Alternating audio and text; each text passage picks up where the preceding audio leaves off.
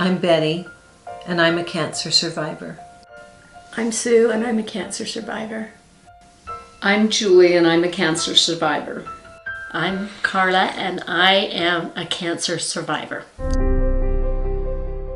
When I heard the words that you have cancer, at first it was just hard to believe.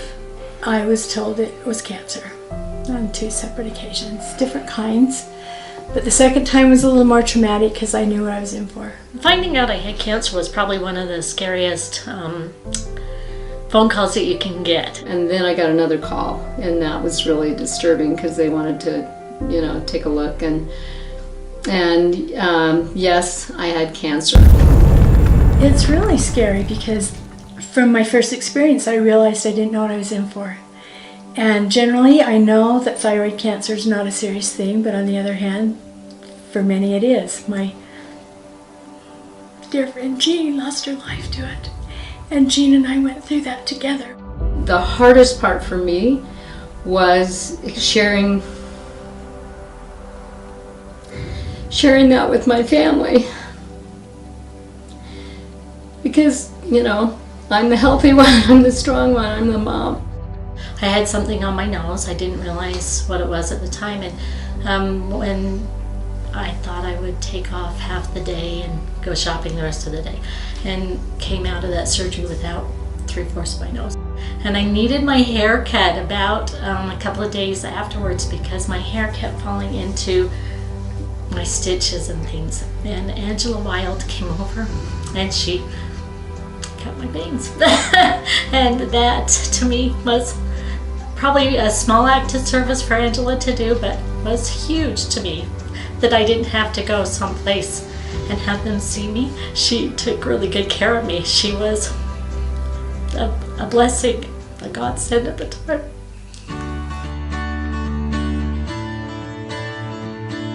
Begin each day with a grateful heart.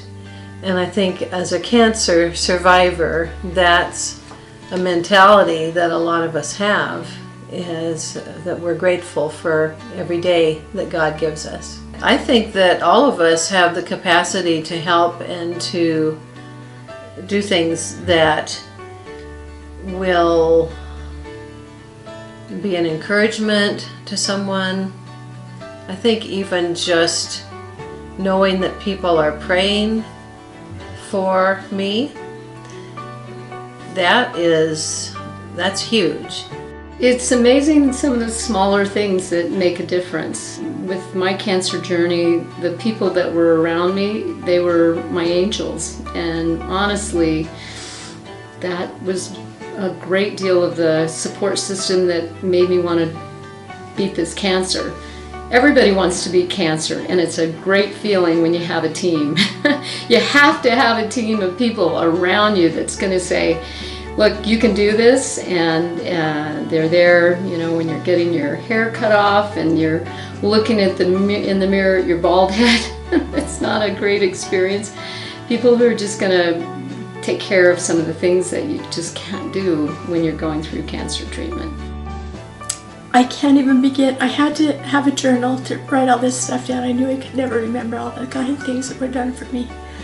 But there were so many, and I learned then that you don't have to make a grand plan. You don't have to take over an elaborate dinner or a beautiful gift or say wonderful things. I'd get things dropped on my front porch by people who weren't even my closest friends, and I was as touched by that as I was by anything because they took a minute to care. I was overwhelmed with gratitude through that whole experience. Oh, I think little things matter a lot to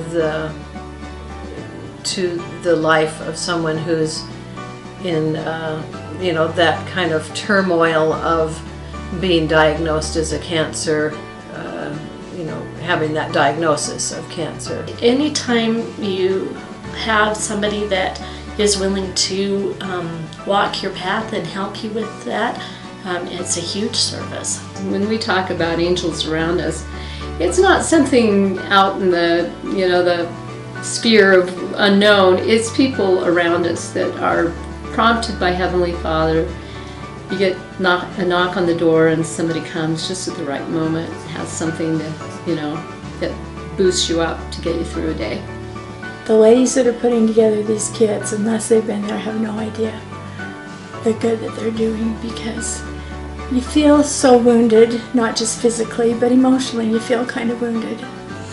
And every act of kindness is just, to me, it's just like a kiss to your heart. Somebody cares. God is bigger than cancer. His light is brighter than cancer's shadow, and there is always hope in Him.